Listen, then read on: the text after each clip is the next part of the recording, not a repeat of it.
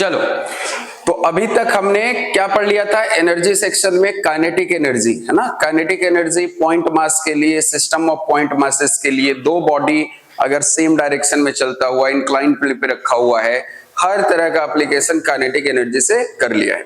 तो kinetic energy basically जो last session में पढ़ा था, क्या होता है, कितने तरह का होता है काइनेटिक एनर्जी? दो तरह का, है ना। एक ट्रांसलेशनल काइनेटिक एनर्जी और दूसरा क्या है, रोटेशनल काइनेटिक एनर्जी। बात आ रही है समझ में? अगर किसी बॉडी का तीन कंपोनेंट्स है वेलोसिटी का, एक्स में है, वाई में है, जेड में है, तो काइनेटिक एनर्जी कैसे डिटरमाइन करते हैं? Half m v x square plus half m v y square plus half m v z square. मतलब तीनों ही कंपोनेंट्स के कारण सेपरेटली काइनेटिक एनर्जी हम लोग ऑब्टेन करेंगे और उसके बाद क्या करते हैं, सम ले लेते हैं उसका, तो वहां से मुझे काइनेटिक एनर्जी मिल जाता है। अब काइनेटिक एनर्जी को समझ लेने के बाद अगला जो कॉन्सेप्ट है, मुझे क्या पढ़ना है, पोटेंशियल एनर्जी, और इसको डिनोट करा जाता है किससे? U से, है ना। किससे डिनोट करते हैं इसको? U से डिनोट करते हैं। चलो भाई, तो पोटेंशियल एनर्जी क्या है?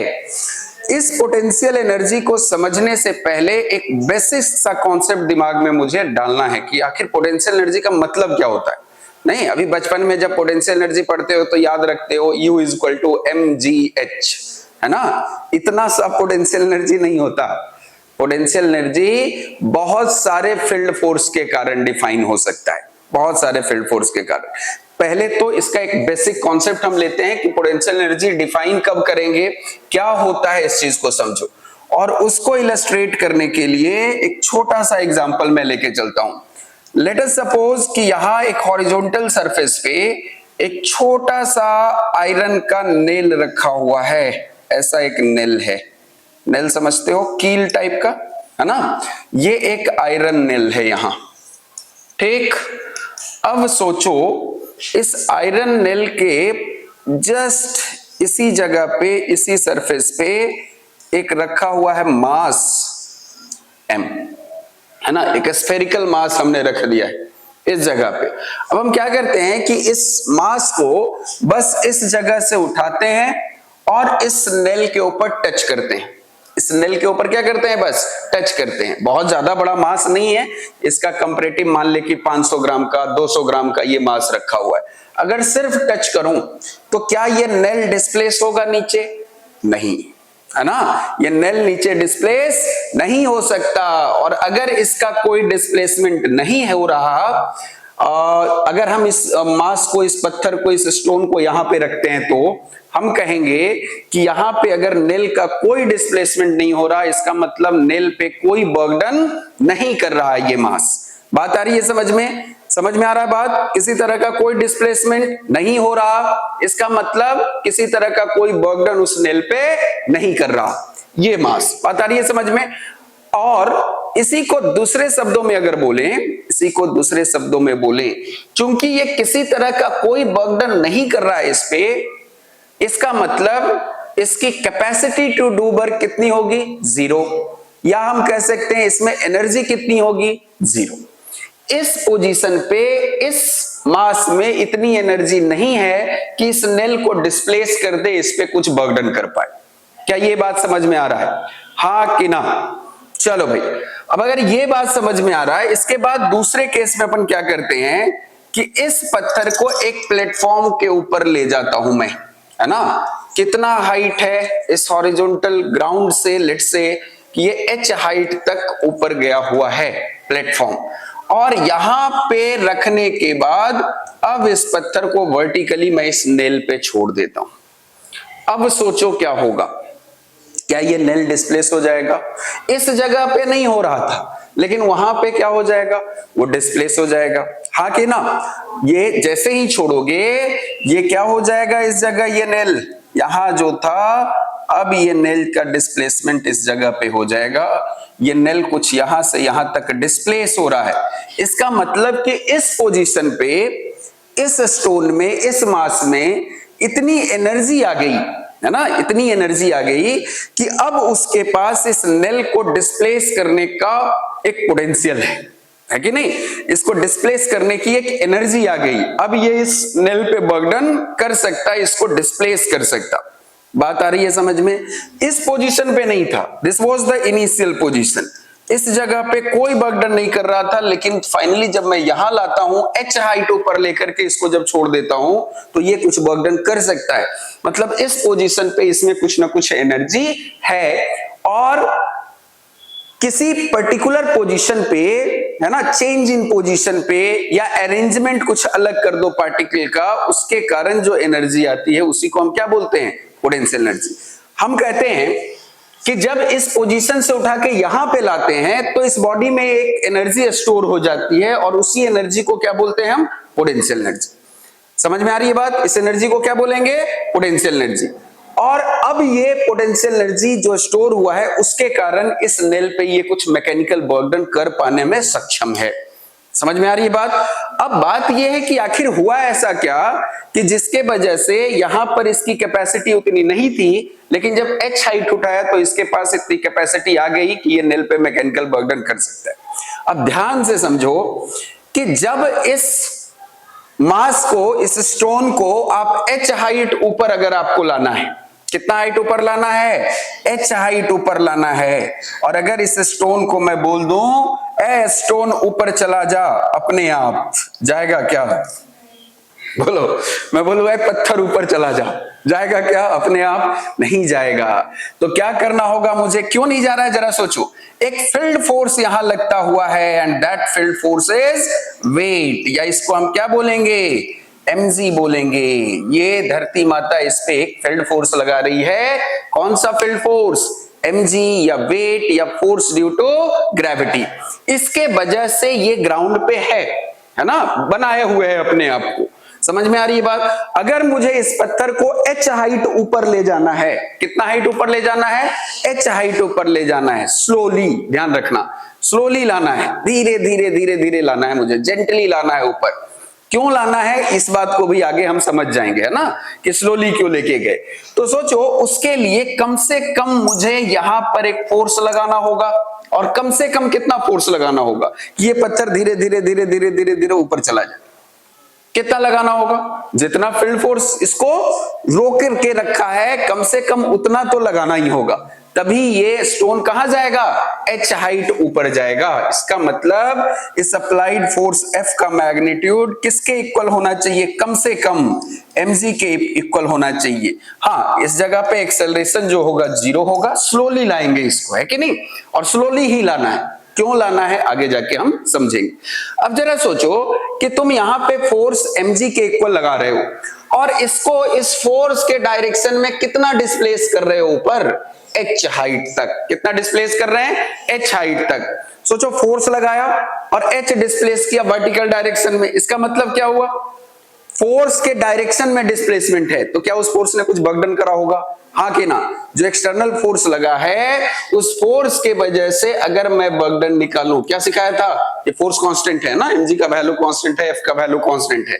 तो सिंपली मैं लिख सकता force into displacement along the direction of force. कितना है भाई? h। या हम यहां से बोलेंगे कि work done by this external force, f का मैग्नीट्यूड तो mg के इक्वल है ही, इनटू कितना हो गया? h के इक्वल हो गया, और इसी को हम बोलते हैं पोटेंशियल एनर्जी। इसी को क्या बोलते हैं? Potential energy. बात आ रही है समझ में? जो बचपन में पढ़ते थे तुम, u का वैल्यू किसके इक्वल होता है? mgh के इक्वल होता है। अब सोचो कि ये पोटेंशियल एनर्जी आखिर आया क्यों है? तुमने कब देखा कि इसमें कुछ पोटेंशियल एनर्जी आया? मैथमेटिकली इस चीज को ऑब्जर्व करो और सोचो। जब हम किसी भी बॉडी को एक फील्ड फोर्स के अगेंस्ट, एक फील्ड फोर्स के अगेंस्ट अगर किसी पोजीशन तक लाते हैं, तो मुझे उस फील्ड फोर्स में एक्सटर्नल वर्क डन करना होता है। बात आ रही है समझ में? ऐसे जाएगा क्या? क्या एक बॉडी को एक पोजीशन से दूसरे पोजीशन पर फील्ड फोर्स के अगेंस्ट ऐसे ही जा सकता? नहीं, उसके लिए फोर्स लगाना होगा, और वो फोर्स जितना वर्क डन करता है उस बॉडी को इनिशियल से उस फाइनल पोजीशन तक लाने में, असल में वही वर्क डन किस फॉर्म में स्टोर हो जाता है? In the form of potential energy. बात आ रही है समझ में? अब यहां पे फील्ड फोर्स कौन है? ग्रेविटी है ना, force of gravity field force है। हो सकता है कहीं इलेक्ट्रिक फोर्स हो, इलेक्ट्रिक फील्ड हो, वहां पे इलेक्ट्रिक फील्ड फोर्स हो सकता है वहां पे मैग्नेटिक फील्ड फोर्स हो सकता है वो mg के जगह पे स्प्रिंग फोर्स ही काम करना शुरू कर दे। कैसा? एक फील्ड फोर्स के जैसा। बात आ रही है समझ में? अब अगर इस इलस्ट्रेशन से हम पोटेंशियल एनर्जी को डिफाइन करें तो क्या लिखेंगे? It is the work done by the applied force. ध्यान से सुनना पूरी बात को। It is the work done by the applied force in bringing a mass slowly from reference position to any given position. समझ में आ रहा बात? जितना वर्क डन आप करते हैं, है ना, फील्ड फोर्स के अगेंस्ट आप करते हैं, मतलब एक्सटर्नल फोर्स करता है, फील्ड फोर्स के अगेंस्ट किसी बॉडी को एक पोजीशन से दूसरे पोजीशन तक लाने में, और पहला पोजीशन को रेफरेंस मान लेते हैं। रेफरेंस पे पोटेंशियल एनर्जी कितना लिया जाता है? 0, है ना। ये एक स्टैंडर्ड हमने डेवलप किया कि रेफरेंस पे पोटेंशियल एनर्जी कितना मानेंगे? हमेशा 0। तो मुझे उस फाइनल पोजीशन पे लाने में जितना वर्क डन करना पड़ेगा फील्ड फोर्स के अगेंस्ट, वही वर्क डन उस सिस्टम के पोटेंशियल एनर्जी में स्टोर हो जाता है। अरे बात आ रही है समझ में अच्छे से? चलो अब इसको जरा सा और आगे बढ़ाते हैं। ध्यान से समझिए, डेफिनेशन तो क्लियर हो जाना चाहिए। अब क्या होता है, सबसे पहले एक चीज और लिखेंगे, it is always defined in a conservative field. Always defined in a conservative field. इसकी भी बात करेंगे, क्यों डिफाइन करते हैं कंजर्वेटिव फील्ड में, समझ में आ रही है बात? And is equal to the work done by the applied force in bringing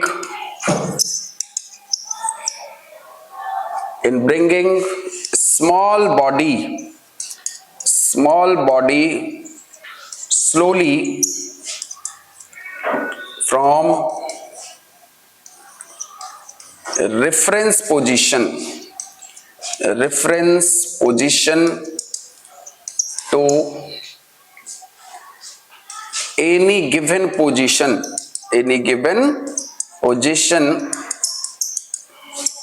against the field force। अब अगर यहीं पे मैं तुमको बोल दूं कि किसी तरह का कोई ऐसा स्पेस, एक ऐसा रीजन इमेजिन करो, है ना, जिसमें एक पार्टिकल को मुझे डिस्प्लेस करना है, and there is no field force right in this region, है ना, उस रीजन में किसी तरह का कोई फील्ड फोर्स नहीं है, तो सोचो वहां पे वर्क डन तुम्हें कितना करना पड़ेगा एक बॉडी को एक जगह से दूसरी जगह लाने में? 0। अरे कोई जब रोक ही नहीं रहा है तो क्या एक्सटर्नल वर्क डन मुझे करना पड़ेगा? कभी नहीं। और जब एक्सटर्नल वर्क डन ही नहीं करना पड़ा तो उस जगह पोटेंशियल एनर्जी कितनी होगी? बात आई समझ में?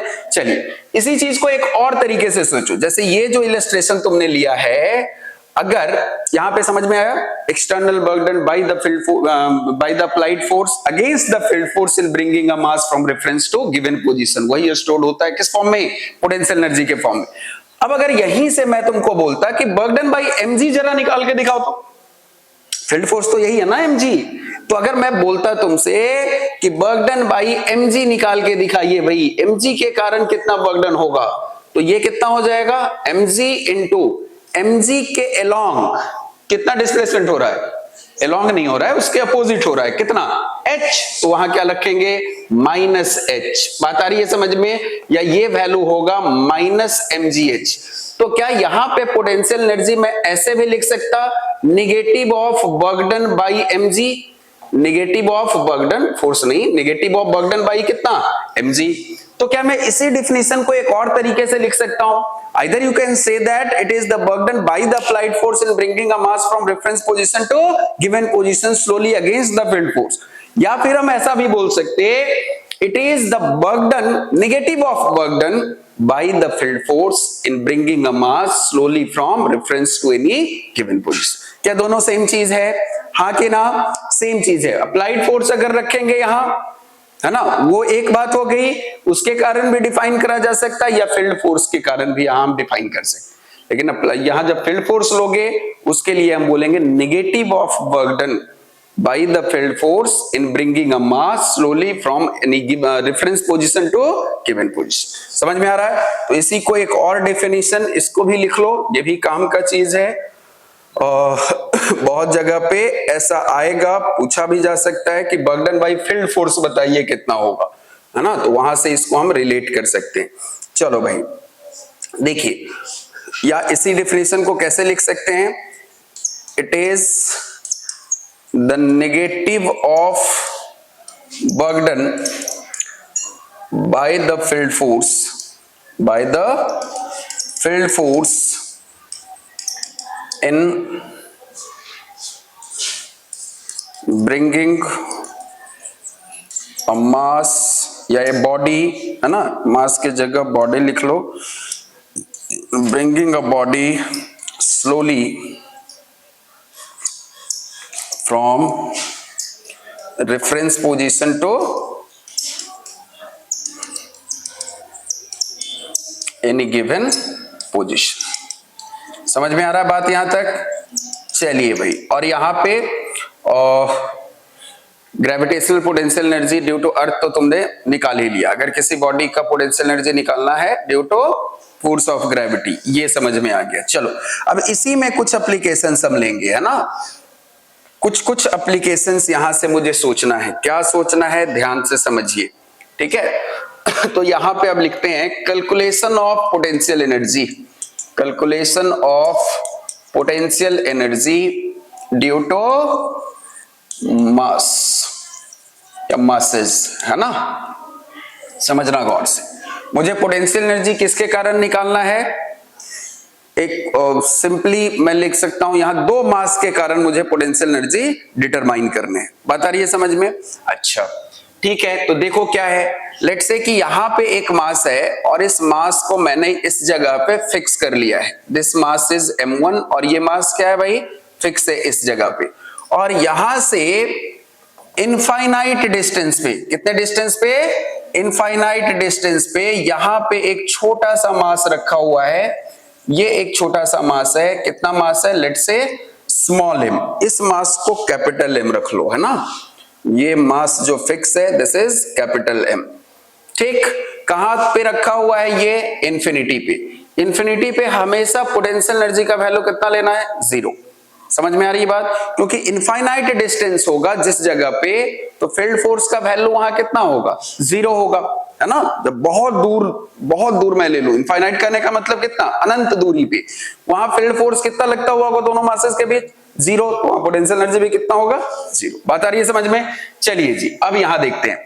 तो इस जगह तो पोटेंशियल एनर्जी का वैल्यू, यही हमारा रेफरेंस पोजीशन है, पोटेंशियल एनर्जी कितना हो गया इस जगह पे, 0 के इक्वल है। अब तुमने कैसे डिफाइन किया था पोटेंशियल एनर्जी को, अब जरा सोचो कि अगर मैं इस मास को उठाकर, यहां से उठाकर इस जगह पे किसी पॉइंट पे लाने की अगर कोशिश करता हूं, इस जगह से उठा के स्लोली लाना है, कैसे लाना है इसको, स्लोली लाना है। अगर मैं इसको उठा के इस जगह लाता हूं, तो जरा सोचो कि ये मास है और ये छोटा सा मास है, यहां पे, यहां फील्ड फोर्स कितना लगता होगा, ग्रेविटेशनल फोर्स, उसका वैल्यू हम लोग जानते हैं, F का वैल्यू कितना, G capital M small m upon let's say distance is R, तो कितना हो जाएगा ये GM M upon R square. और ये अट्रैक्टिव फोर्स होता है।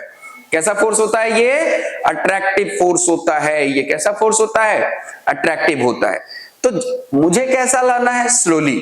अगर इसको मैं छोड़ दूंगा, रिलीज कर दूंगा, तब तो ये एक्सेलरेट हो जाएगा।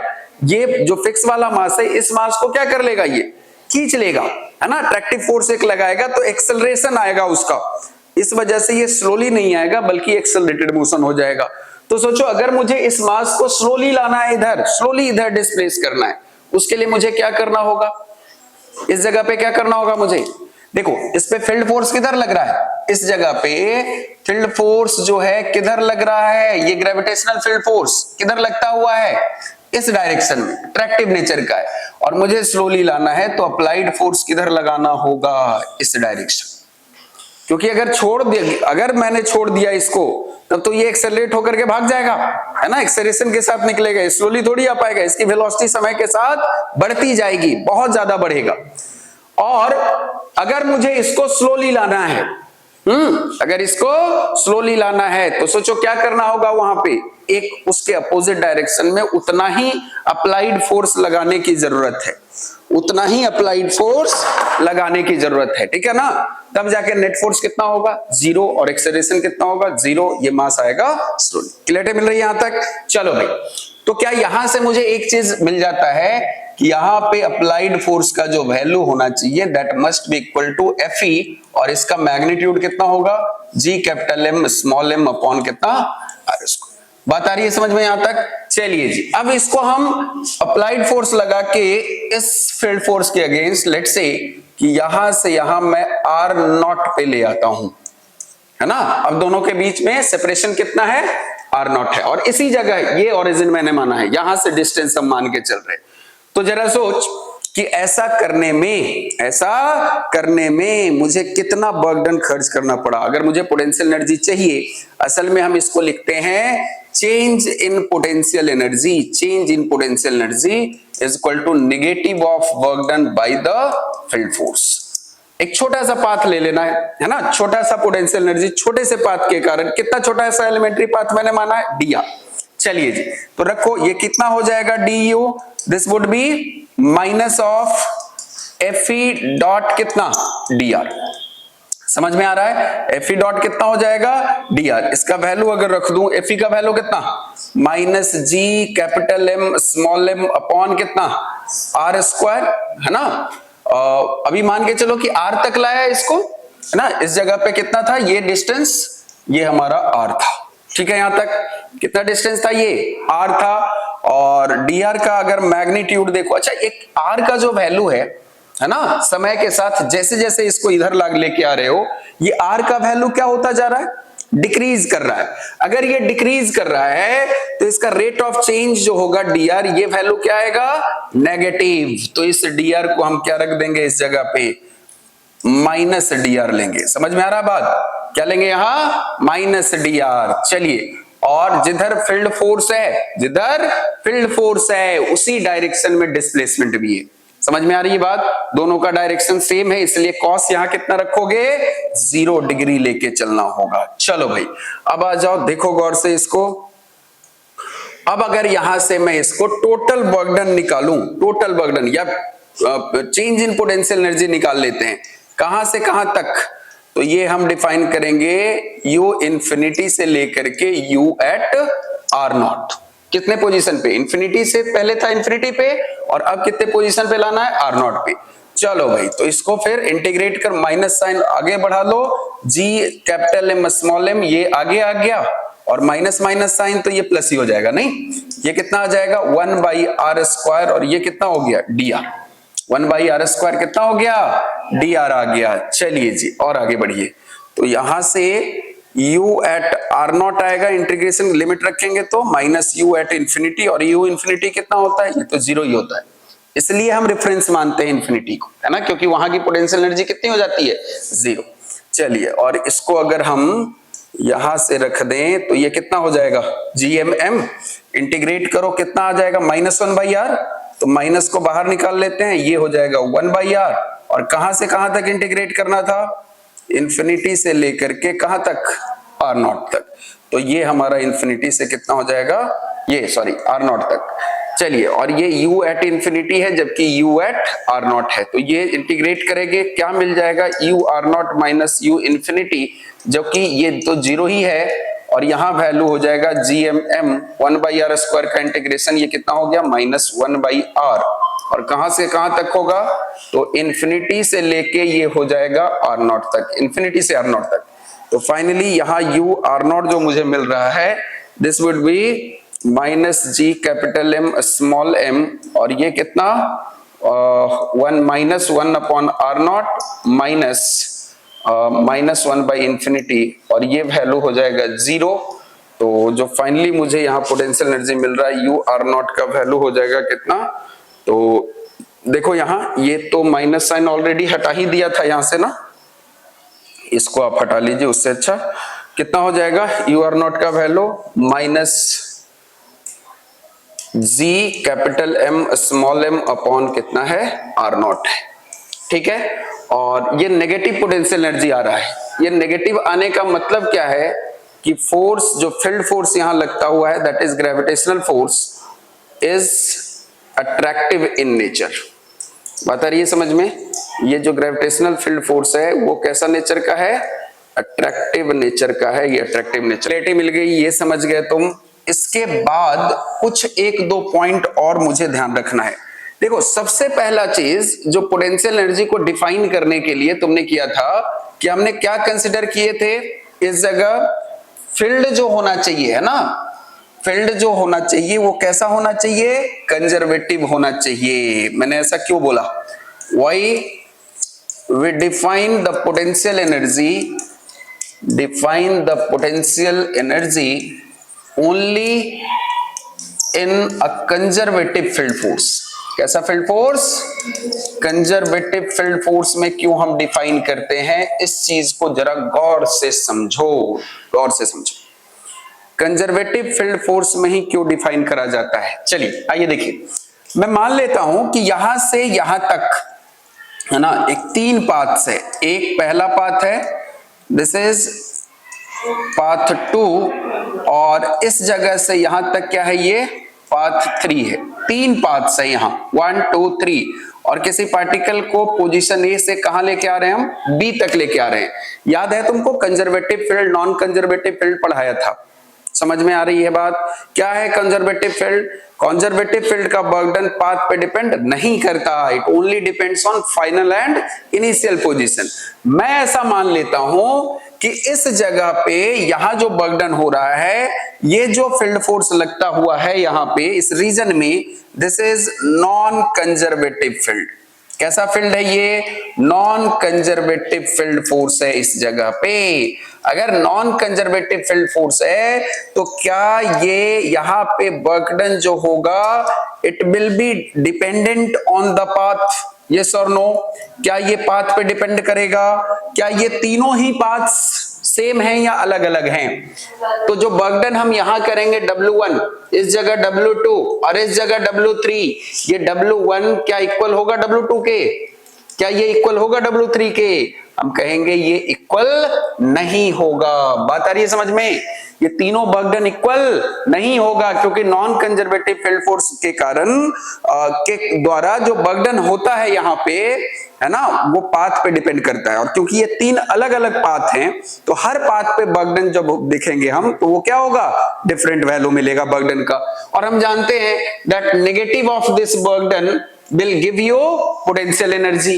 तो जरा सोचो, क्या U1, ये U2 और ये U3, क्या इसका वैल्यू, या बेटर से कि change in potential energy from A to B है ना, ये डेल्टा U है असल में, A से कहां तक, B तक, 3 पाथ के लॉन्ग, पहला दूसरा तीसरा, क्या ये सेम होगा या अलग होगा, ये भी अलग होगा, क्योंकि नेगेटिव ऑफ बर्डन है ना, negative of burden by field force ही मुझे क्या देता है, चेंज इन पोटेंशियल एनर्जी। तो यहाँ पे डेल्टा U1 का वैल्यू, डेल्टा U2 का वैल्यू और डेल्टा U3 का वैल्यू सेम नहीं होगा। But this can't be true, ये प्रैक्टिकली संभव नहीं है। किसी भी 2 पॉइंट के बीच का पोटेंशियल एनर्जी हमेशा सेम होगा, है ना। ये पोटेंशियल एनर्जी एक पॉइंट फंक्शन है, ये पाथ डिपेंडेंट नहीं होता। और अगर तुमने नॉन कंजर्वेटिव फील्ड मान लिया तो यहां पोटेंशियल एनर्जी का वैल्यू क्या मिलेगा मुझे, अलग अलग, जो कि कभी संभव नहीं है। इसलिए जब भी हम पोटेंशियल एनर्जी को डिफाइन करेंगे, किस फील्ड फोर्स में करेंगे, कंजर्वेटिव में करेंगे, क्योंकि एक बार नॉन कंजर्वेटिव मान लिया तो 2 पॉइंट के बीच का पोटेंशियल एनर्जी क्या हो जाएगा, चेंज कर जाएगा, ये वेरी कर जाएगा। अरे समझ में आ रहा है बात। इसलिए जब भी हम पोटेंशियल एनर्जी को हम लिखेंगे, it is practically not possible, it is not possible, hence potential energy can only be defined in conservative field, in conservative field। समझ में आ रही बात, यहां तक कोई दिक्कत। चलिए भाई अगला, एक तो ये कंजर्वेटिव फील्ड में डिफाइन क्यों करते हैं ये समझ में आ गया। नॉन कंजर्वेटिव में करेंगे तो बर्डन अलग आएगा, बर्डन अगर अलग है तो चेंज इन पोटेंशियल एनर्जी क्या होगा, अलग आएगा, जो कि कभी प्रैक्टिकली संभव नहीं है। किसी भी 2 पॉइंट के बीच का चेंज इन पोटेंशियल एनर्जी हमेशा क्या होना चाहिए, सेम, चाहे किसी भी पाथ पे जाओ। अगर 2 पोजीशन फिक्स कर लिया, किसी भी पाथ पे लोगे, चेंज इन पोटेंशियल एनर्जी हमेशा क्या होना चाहिए, सेम होना चाहिए। क्या इतनी बातें आ रही है समझ में। चलो भाई, अब इसके बाद जो दूसरा क्वेश्चन है, दैट दूसरा question, to define the potential energy, why a body is brought slowly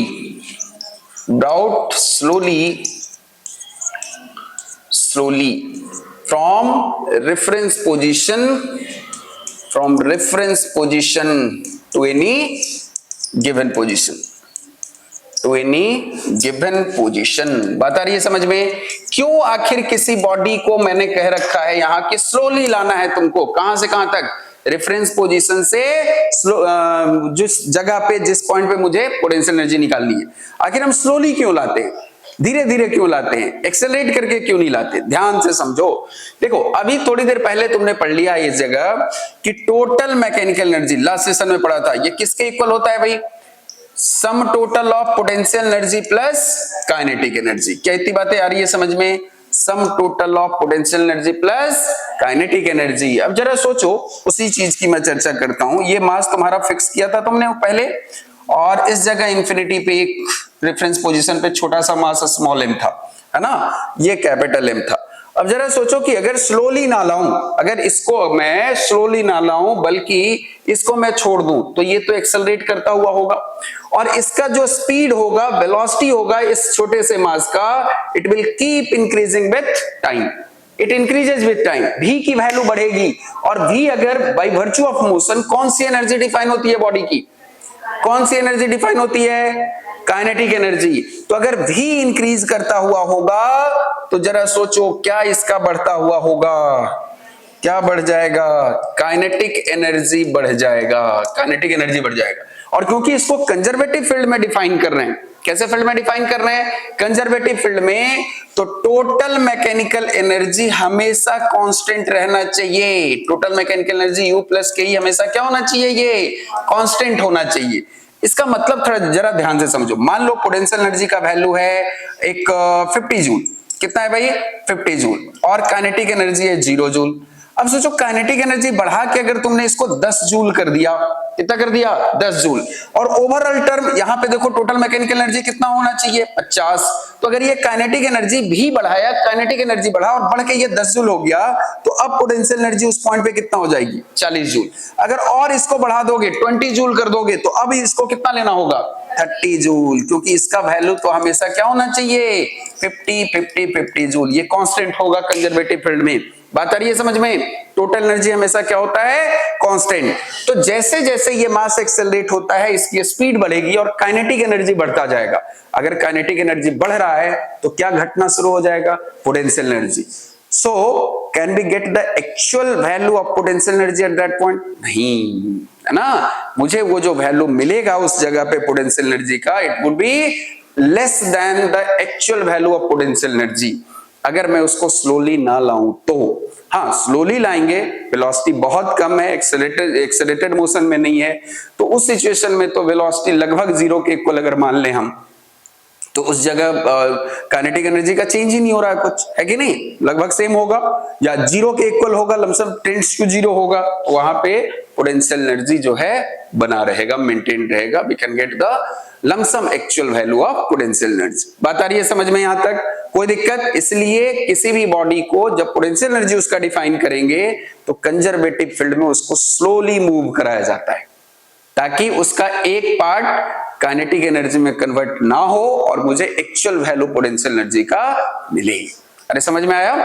conservative field में क्यों डिफाइन करते हैं, स्लोली क्यों लाते हैं, ये दोनों कॉन्सेप्ट क्लियर हो गया। चलिए भाई, अब इसके जस्ट बाद हम लोग कैलकुलेशन ऑफ पोटेंशियल एनर्जी पे कुछ क्वेश्चंस ले लेते हैं। देखो, calculation of gravitational potential energy. कौन सा potential energy? Gravitational potential energy. चलिए अब यहां से कुछ प्रॉब्लम्स लेते हैं। देखो ध्यान से, पहला केस 1 देखो।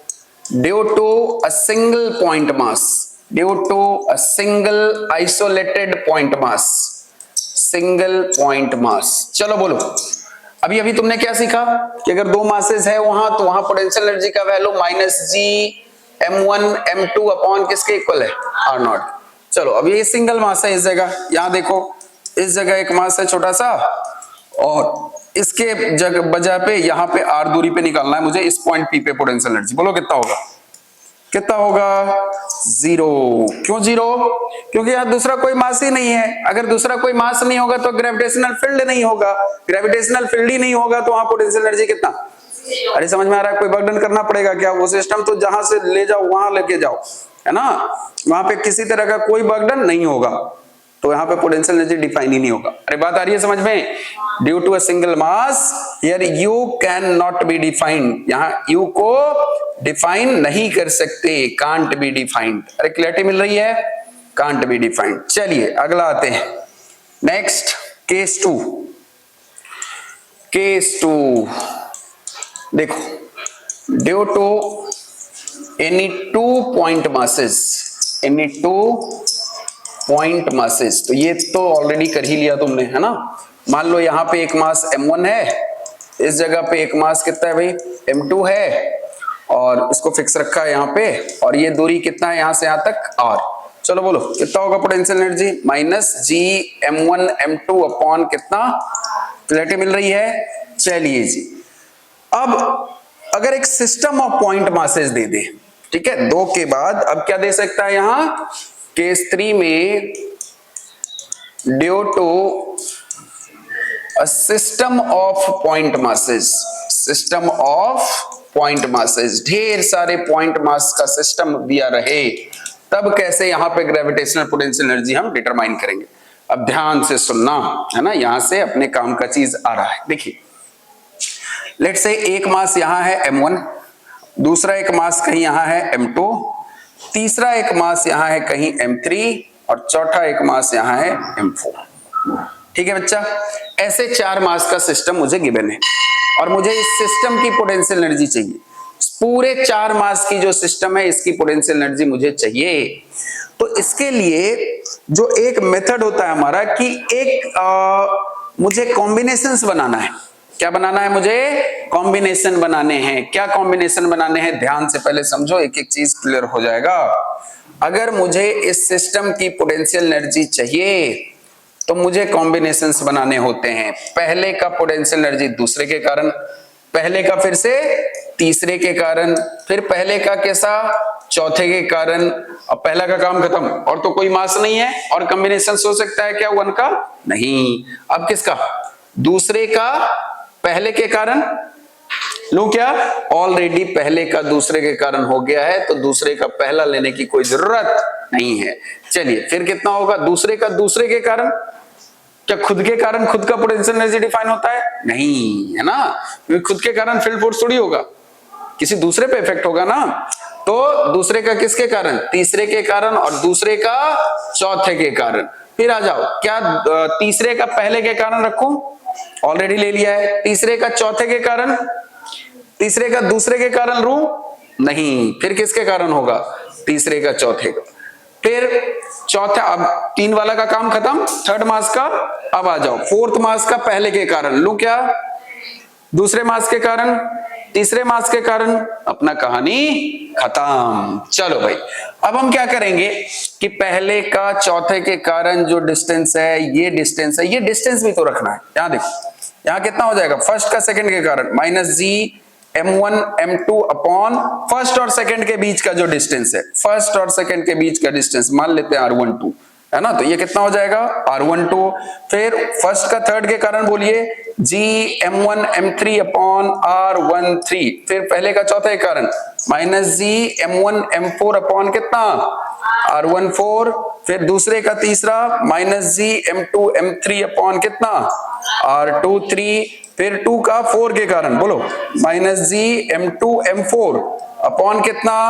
r24। और एक तीसरे का चौथा माइनस जी m3 m4 अपॉन कितना? r34। ये डिस्टेंस ध्यान रखना, ठीक है। अब इसको इक्वेट कर लोगे तो तुम्हें टोटल पोटेंशियल एनर्जी, इस सिस्टम की पोटेंशियल एनर्जी मिल जाएगी। बता रही है समझ में? चलो इस पे एक एप्लीकेशन लेते हैं, 1-2 एप्लीकेशन लेकर के पहले इसको सीखते हैं कि कैसे हम पोटेंशियल एनर्जी डिटरमाइन करेंगे। देखो भाई, मान लो यहां पे मुझे एक इक्विलैटरल ट्रायंगल गिवन है। क्या दिया हुआ है? यहां पे एक इक्विलैटरल ट्रायंगल गिवन है इस जगह पे, और ये लेंथ कितना है? L L L. ये मास स्मॉल m है, ये भी मास उतना ही है, आइडेंटिकल मास का सिस्टम है, ये m। और तुमसे पूछा जा रहा है बताइए सिस्टम की पोटेंशियल एनर्जी क्या होगी? यू सिस्टम बतानी है मुझे क्या होगी। इसके लिए क्या करूं? क्या लेवल कर दूं इसको? 1 2 3 बोलो हाँ कि ना। चलो कॉम्बिनेशंस बनाओ, कितने 1 2 प्लस 1 3 प्लस 2 का 1 रखूं क्या? नहीं, 2 का 3, हाँ, फिर 3 का 1, 3 का 2 हो गया, काम खत्म है कि नहीं? 1 2 होगा, 1 3 होगा और फिर क्या होगा 2 3।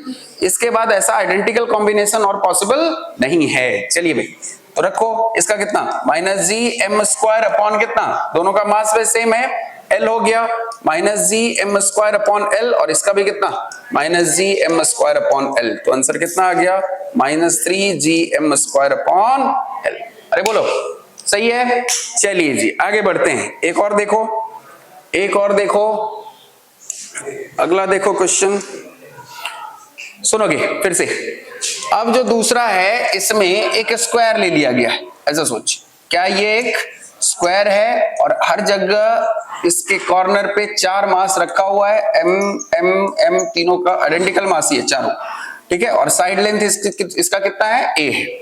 चलो भाई देखो यहाँ, अब अगर सिस्टम की पोटेंशियल एनर्जी मुझे चाहिए, फिर से कॉम्बिनेशन बना लू 1 2 3 और ये 4, बोलो 1 2 1 3 फिर 1 4 प्लस 2 2 का 1 2 का 1 नहीं पॉसिबल है, 2 का 3 2 का 4 2 का 4, चलिए 2 का 4 हो गया, फिर 3 का 1 3 का 2 3 का 4 और 4 का 1 4 का 2 4 का 3 1 2 का 4 है ना, 4 2 का 1। चलो यही कॉम्बिनेशंस पॉसिबल हैं, बोलो कितना होगा। यहां देखो 1 का 2 के कारण minus G M square upon 1 का 2 कितना a प्लस 1 का 3 के कारण, अच्छा ये डिस्टेंस कितना होगा, अगर ये a है ये a है तो क्या ये a रूट 2 हो जाएगा, कितना हो जाएगा बोलो minus G M square upon कितना a रूट 2। चलो भाई फिर यहां डायरेक्ट प्लस माइनस माइनस भी कर सकते हो, 1 का 4 के कारण again minus G M square upon कितना है डिस्टेंस यहां से यहां के बीच a है, 2 का 3 2 का 3 फिर से minus G M square upon कितना a 2 का 4, देखो minus G M square upon 2 का 4 का डिस्टेंस भी a बाई रूट 2 होगा, सॉरी a रूट 2 होगा। चलिए और फिर एक बच गया कौन सा 3 का 4, चलिए कितना minus G M square upon कितना a ही रह गया। अब यहां से देखो, यहां से देखो ये और ये क्या सेम है, 4 है तो 4 से मल्टीप्लाई कर दूं एक ही के साथ, हाँ कि ना। चलिए भाई अगर ऐसा है तो ये कितना हो जाएगा बोलो, या जी एम स्क्वायर को भी बाहर निकाल सकते तुम है ना, minus G M square by A को बाहर निकाल लिया और ये 4 बच गया, आइडेंटिकल है चारों, जबकि वो कितना हो जाएगा प्लस 2 अपॉन रूट 2। देखो ए को तो पहले ही बाहर निकाल दिया तुमने, तो रूट 2 से 2 कैंसिल कर दो, ये कितना बच जाएगा minus G M square upon A into 4 plus root 2। बात आ रही है समझ में, हाँ कि ना। अब इस तरह का प्रॉब्लम कर लोगे सब। चलिए इसी का एक ट्रिक बताता हूं, है ना, इसी का एक और तरीका बताता हूं, एक ट्रिक से इसको हम सॉल्व करने की कोशिश करते हैं। चलो देखो कैसे ट्रिक, लेकिन जो यूज होगा यहां पे ये सिर्फ और सिर्फ एक रेगुलर फिगर के लिए यूज होता है, रेगुलर पॉलीगॉन के लिए यूज होता है। रेगुलर पॉलीगॉन मतलब क्या होता है, ध्यान समझो, ऐसे पॉलीगॉन जिसके साइड सेम है और सब सेम सेपरेशन पे है कि नहीं, और मास भी क्या होना चाहिए, हर पे सेम होना चाहिए, है ना। एक रेगुलर पॉलीगॉन के कॉर्नर पे अगर आइडेंटिकल मास रखे हुए हों तब हम इसके लिए पोटेंशियल एनर्जी के लिए एक ट्रिक लगा सकते हैं। क्या है ये, अगर ऐसी स्थिति में जैसे देखो यहां लेंथ सेम था, इक्विलैटरल ट्रायंगल है, और यहां मास भी क्या है सेम है, तो इसका ट्रिक क्या होता है, सिर्फ और सिर्फ मुझे क्या करना है, यहां यूज करना है n/2 into potential energy due to any one mass, सिर्फ एक मास के कारण पोटेंशियल एनर्जी निकाल लेनी है। और n यहां क्या होता है, here n is number of masses, number of masses, कितने मास है यहाँ पे 3, तो n का वैल्यू कितना रख दूंगा, इस जगह देखो, इस जगह देखो सिस्टम का potential energy number of masses कितने 3, तो 3/2 हो गया। अब किसी एक के कारण बस बाकियों का डिफाइन करना है, किसी एक के कारण, फर्स्ट वाले को पकड़ लेते हैं, इसके कारण 1 का 2 होगा और 1 का 3 होगा, फिर वापस 2 का 3 निकालने की जरूरत ही नहीं, किसी एक को पकड़ा, बाकी सबके कारण निकाल लिया, बस एक मास के कारण बाकियों का पोटेंशियल एनर्जी निकालना है। बात आ रही है समझ में? चलो रखो, यहां रख के देखो, देखो आंसर आता है कि नहीं। पहले कितना आया था, -3gm²/L, उस मेथड से है ना, कॉम्बिनेशन जो अपन कर रहे थे। यहाँ पे कितना होगा जरा देखो, तो 3/2, 1 का 2 के कारण -gm²/L और -gm²/L, 1 का 3 के कारण भी सेम होगा। तो कितना आ गया देखो, ये दोनों को ऐड करोगे अगेन -3gm² अपॉन कितना L। समझ में आ रहा बात? या वो स्क्वायर वाला जो किया था तुमने, कौन सा, हाँ उसको भी कर लीजिए। ये जो स्क्वायर वाला तुमने लिया था यहाँ पे, इस स्क्वायर वाले को भी इस मेथड से करके देखो, ध्यान से समझो। मास सेम था और साइड लेंथ कितना था, यहाँ a ही था। चलिए बोलिए भी, तो u सिस्टम कितना हो जाएगा जरा बताओ। u सिस्टम कितना, 4/2 इंटू किसी एक के कारण, चलो बोलो 1 इसको मान लेता हूं, 2 3 4 बोलो, 1 का किसके कारण, 2 के कारण। अब लेवल वेवल करने की जरूरत नहीं, डायरेक्ट करेंगे। 1 का 2 के कारण कितना, -gm² कितना L, 1 का 3 के कारण -gm² अपॉन कितना, ये a है ना, a√2, और फिर 1 का 4 के कारण फिर से देखो -gm² अपॉन कितना a। बात आ रही है समझ में? चलिए 4/2 कितना, 2 ही हो जाएगा, 4/2 कितना हो जाएगा, 2 हो जाएगा। और अगर ये 2 हो जाएगा तो u सिस्टम जो होगा यहाँ पे, दिस वुड बी 2, और ये देखो ये दोनों ऐड करोगे, ये और ये तो सेम ही है, कितना हो गया, -2gm² अपॉन कितना a, -gm² अपॉन a√2। अगर 2 से मल्टीप्लाई कर दूं तो ये gm² को पहले कॉमन ले लो, -gm² ये कॉमन हो गया, यहाँ कितना बच गया 4, और 2 को 2 से ये कितना हो जाएगा, +√2, यही आ रहा था, और प्लस कितना √2। सेम प्रॉब्लम आ रहा है, लेकिन ये कहानी मेरी आसान कर देती है, क्योंकि सारा कॉम्बिनेशन से यहाँ बनाने की जरूरत नहीं है। किसी एक का बाकी सारे कारण एक कॉम्बिनेशन बना लो, है ना, और उसको n/2 से मल्टीप्लाई कर लेना है, where n is the total mass of the system. n is the number of, total नहीं, number of mass of the system. बात आ रही है समझ में? चलो इसके बाद और भी कुछ प्रॉब्लम्स देखो। चलिए तीसरा देखते हैं, इसी मेथड पे करके दिखाओगे। यहां पे मान लो हेक्सागोन है, क्या है, एक हेक्सागोन है कुछ ऐसा, और यहाँ एक रेगुलर हेक्सागोन ही है, और इस जगह भी कितने मासेस हैं, 6 हैं। सबके कॉर्नर पे सेम मास है और साइड लेंथ क्या है, सेम है। चलो बोलो कितना होगा, बोलो जल्दी। लेकिन एक चीज ध्यान रखना, जैसे मान लो ये मास 1 है, ये 2 है, ये 3 है, 4 है, 5 है, और ये क्या है 6 है। तो तुम्हें 1 और 2 के बीच का तो ये पता है डिस्टेंस, लेकिन 1 और 3 के बीच नहीं पता है, 1 और 4 के बीच नहीं मालूम है। समझ में आ रहा बात? उसी तरह 1 और 5 के बीच नहीं मालूम है, 1 और 6 के बीच मालूम है a। ठीक है, अब ध्यान से सुनिए, अगर यहाँ पे मुझे ये वैल्यू निकालना है तो मैं क्या करूंगा, पहला इसमें एक जो कॉन्सेप्ट यूज होगा, ये खुद से करके देखोगे तुम, कॉन्सेप्ट पहला जो यूज होगा ये एकदम ध्यान से याद रखना। अगर किसी भी रेगुलर पॉलीगॉन का इंटरनल एंगल निकालना है, इंटरनल एंगल अगर निकालना है, इंटरनल एंगल निकालना है, तो थीटा इंटरनल का जो वैल्यू होता है, this is 2n-4 upon n into 90 degree. ये ध्यान रखोगे, कोई सा भी रेगुलर पॉलीगॉन का एंगल यहां से निकाल सकते हो। कैसे, n क्या है यहाँ पे n अलग है, नंबर ऑफ साइड है, ये क्या है, नंबर ऑफ साइड्स। चलिए यहाँ पे जैसे इंटरनल एंगल निकालना है, मैं क्या करूंगा थीटा इंटरनल के लिए, 2 इंटू कितने साइड्स हैं, 6 -4 अपॉन 6 इंटू कितना 90, ये 15 जा, और ये 12 - 4 8, तो 15 8 जा कितना हो गया 120 डिग्री। अब अगर ये 120 डिग्री है, ये कितना होगा, अगेन 120 डिग्री। ये आइसोसेलेस ट्रायंगल जैसा दिख रहा है, ए है, तो ये कितना होगा भाई, दिस वुड बी 30 डिग्री, और ये भी एंगल कितना हो जाएगा यहाँ से 30 डिग्री। और अगर ये 30 डिग्री है और ये ए गिवन है, जबकि ये मुझे नहीं मालूम है, तो यहां से मैं क्या कर सकता हूं, इस जगह से मैं साइन थ्योरम को यूज करके इस जगह पे मैं यहां से वैल्यू मैं डिटरमाइन कर सकता हूं एक्स का। कैसे डिटरमाइन कर सकता हूं, देखो इस ट्रायंगल में कितना हो जाएगा, x upon sine 120, x upon sine 120 का वैल्यू कितना हो जाएगा, ये